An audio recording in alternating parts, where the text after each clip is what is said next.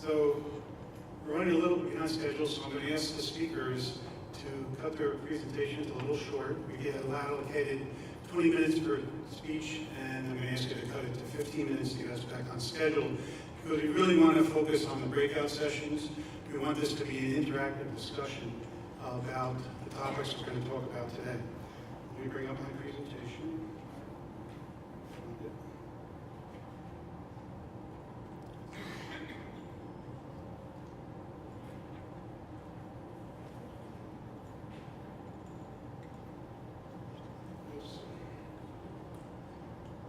So it was interesting that Don spoke about the beginnings of manufacturing in New Jersey were sources in New York, New Jersey. I grew up in Newark, New Jersey. I grew up on Tiffany Boulevard.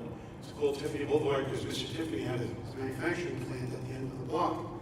And my father and uncles worked there as metal spinners. And as a matter of fact, in 1965, the very first Super Bowl trophy was made at Tiffany's in Newark, and my uncle made it. Right? There's other examples about manufacturing in Newark. We have, you've seen this recent campaign, election campaign, where you had these hats, Make It Great, the Trump hats and the Clinton campaign hats were all made in Newark at Unionwear, all right? And you also have the second largest manufacturer of cowboy hats in Newark, New Jersey. Saratoga Hat Company is made in Newark. But not to be outdone, the rest of New Jersey also have a lot of interesting manufacturing facilities. Silver Line, Anderson Windows. All of the Anderson windows made east of the Rockies are made in New Brunswick. And let's see if I have the name of the company right. Excelsior Medical in Monmouth County, they're the second largest manufacturer of syringes in the world, here in New Jersey. Of course, you have Stryker Medical in North Jersey. They make the joints and hip joints. So there's a lot of different products. It's amazing what's made in New Jersey. I know you're anxious to get to the additive manufacturing part of it, which we'll be getting to shortly. But I just want to briefly talk a little bit about the advanced manufacturing industry. In New Jersey, we contribute over $33 billion a year for New Jersey's gross domestic product. It's fantastic. Our wages in advanced manufacturing are way higher than the average industry wages in New Jersey. Average industry wages in New Jersey are around $62,000 a year. In advanced manufacturing, it's $86,000. So the opportunities are great. The problem is that for years, young people haven't gone into manufacturing, so the manufacturing workforce is aging. The age of manufacturing employees in New Jersey is approaching 60 years old. As a result, in a very short period of time, there's going to be a tremendous need for workers. Many manufacturers will tell you they have that need today. So the key is going to be how we're going to fill that need. There were surveys been done by NJBIA, NJMEP, and basically 70% of these respondents say that it's difficult to fill positions today. Difficult to fill positions. There are so many companies that have openings, and they can't fill them. And this is going to happen in additive manufacturing as well, if we don't take some actions. There are actions being taken place, and you see here that throughout all of the country, we have 2.7 million baby boomers that are going to retire in the next 10 years. We have an additional 700,000 jobs that are going to be created. Additive manufacturing is going to be some of that source of jobs. So you have 3.4 million jobs in the next 10-year openings in manufacturing. And today, education community is only community. We're feeding into that 1.4 million. So there's going to be a shortfall of 2 million jobs in manufacturing. How are we going to fill those? Well, one thing that we're doing is there's a trade-off of unskilled labor and skilled labor. As companies introduce additive manufacturing, as they introduce automation and robotics, that increases the need for skilled workers. And of course, it replaces unskilled workers. But that's how we're going to become more efficient and how we're going to compete with the rest of the world, which we are doing. The Boston Consulting Group predicts by 2018, the United States will be a lower cost producer of manufactured goods than China. Okay, some people think we're there already today. China's cost of manufacturing went up 200% in the last 10 years. So we're competitive. The issue is, can we fill the need of jobs? You know, I worked with Choose New Jersey when it was trying to bring in companies, and they're being very successful. New Jersey is a very lucrative state. It's some companies see it as the window to the rest of the United States. And the issue that comes up a lot is, do you have the skilled workers in order for us to set up operations? So schools are now changing. You know, 30 years ago, we had these voc tech schools, and they all had job classes and so on. They all went away as the need for trained workers. Well, the need never really went away, but the young people decided, and their parents, it's better to go to college and get a degree than to go to work for a manufacturer, and then maybe get a degree. That's changing now.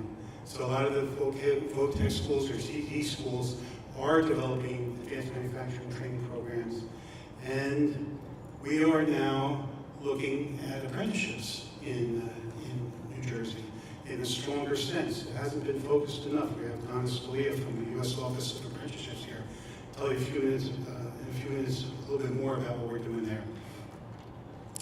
And as Kerry mentioned, the New Jersey Department of Labor and Workforce Development has many opportunities to help support the type of training that needs to be done. Opportunity partnership grants. If there's a bunch of companies that have a need for machinists, for example, usually when you put together a class, you need 10 or 15 students, and not every company needs 10 or 15 employees. But if you have like 6 or 7 companies, each needing 1 or 2 machinists, you put together an opportunity partnership grant, have those machinists trained by a local voc-tech school or community college, paid for by LWD grant. Or you could have an on-the-job training grant. Any manufacturer can hire, if they hire a dislocated worker to a new job, LWD will pay half the salary up to $10,000, or 6 months, whichever comes first. And then skills partnership grants are inboard training.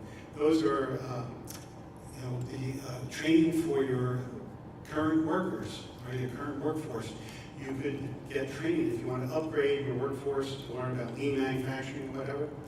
And a lot of this training is also provided by a new grant that was just issued to Camden County College. They have a table back there. You can learn more about it in a minute when we go to the breakout sessions.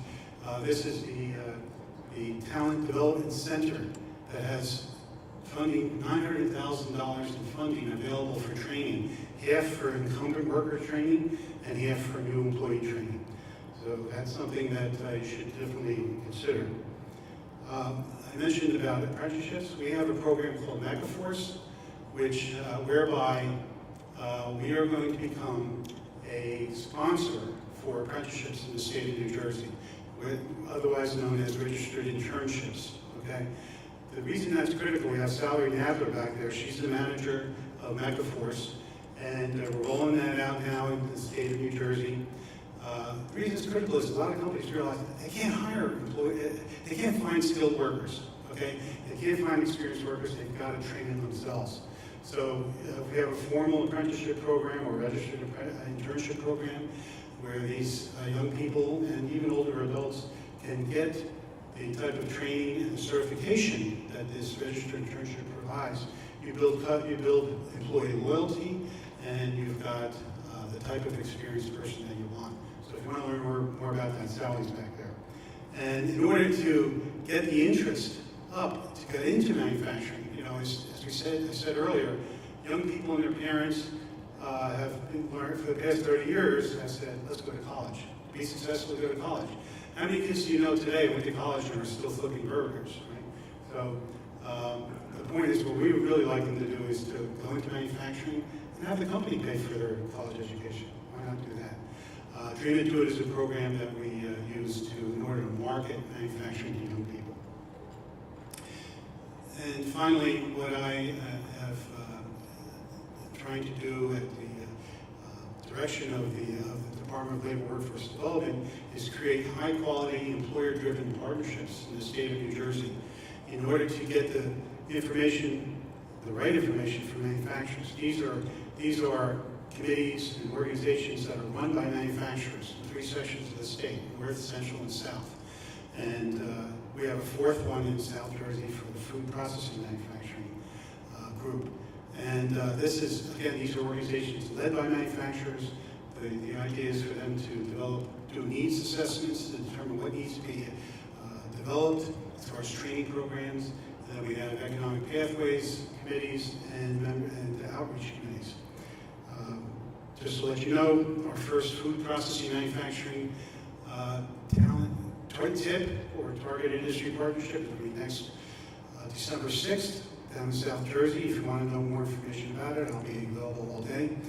Then we're going to have our second North Region tip meeting December 8th. We'll have our second Central Jersey tip meeting December 15th. And then we're going to have our second South Region manufacturing tip sometime in January.